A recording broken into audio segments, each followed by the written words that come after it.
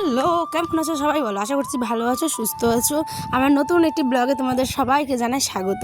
আচ্ছা, আমি হচ্ছি পাই উত্তর দিনাজপুর জেলা থেকে ভিডিও করি শুধুমাত্র তোমাদের ভালোবাসা পাওয়ার জন্য।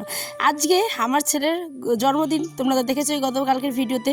তো এটা ছিল শুক্রবারের ব্লগ, যেখানে আমি জুম্মাতে মানে আমাদের যেখানে মসজিদ নামাজ হয়, ঠিক আছে, তো সেইখানে শুক্রবারে সেন্নি দিচ্ছি। তো এখানে আছে আতপ চাল, তারপরে দুধ চিনি দিয়ে ভালো করে খেজুর ফল মূল দিয়ে কিন্তু এখানে করছি। আর এই যে দেখো করা কিন্তু কমপ্লিট, আমার স্টোরেজ পুরো ফুল হয়ে গেছিলো, যার কারণে এরা থেকে ছোট ছোট যে ক্লিপসগুলো হয় সেগুলো কিন্তু নিতে পারেনি গাইজ, ঠিক আছে। তো চলো, এখানে 2 টিফিন আমি ক্ষীরটা কিন্তু রান্না করে নিচ্ছি, ঠিক আছে। করে নেওয়ার পরে কিন্তু এখানে আমি দিয়ে দিলাম হচ্ছে জুম্মাতে সেন্নির জন্য। আমাদের মন থেকে বলছি, ঠিক আছে, আমার ছেলের জন্য আমি এইটুকু করতে পেরেছি, এটা আমার মন থেকে একটা শান্তি অন্যরকমের। ভাবতেই পারিনি যে আমি এইটুকু করে দিতে পারবো।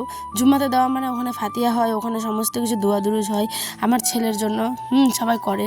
তো সবাই যাতে ভালো থাকে সুস্থ থাকে আমি এটাই চাই। তোমরাও সবার জন্য দোয়া করো। সবসময় দোয়া করা মানে যে নিজের জন্য দোয়া করতে হবে এরকমটা না।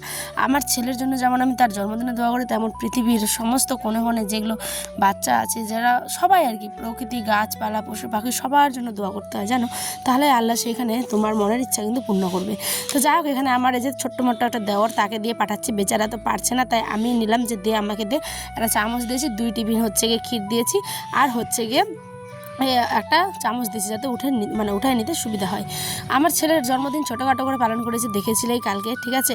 আর আজকে কিন্তু ক্ষীরটা দিলাম তার জন্যই আর কি। আর গতকাল আগামী দিনের ব্লগ গাইজ তোমাদের একটা সারপ্রাইজ দিব, তোমরা দেখলে অবাক হয়ে যাবে, ঠিক আছে। আমি নিজেই সারপ্রাইজ হয়ে গেলাম এখন তোমাদের সাথে শেয়ার করছি না, সমস্ত কিছু তোমাদের সাথে আগামী দিনের ব্লগে শেয়ার করবো। তাই এই ব্লগটা একদম ছোট্ট করে জাস্ট শুক্রবারের একটু খালি জাস্ট সকাল থেকে কী হলো ওইটুকুই। ক্ষীর রান্না করে তো দিয়ে দিলাম, 12টার দিকে নামাজ ছিল, 12:30 দিকে আর কি, 12টা থেকে 12:30-র মধ্যেই নামাজ হয়ে যায়। তো ওইখানে দিয়ে আসার পর ঘর টরগুলো গুছিয়ে নিচ্ছি, ঝাড় দিচ্ছি। আর কাপড় যা রোদ যাচ্ছে তোমরা তো জানোই, পুরো কাঠ ফাটার রোদ।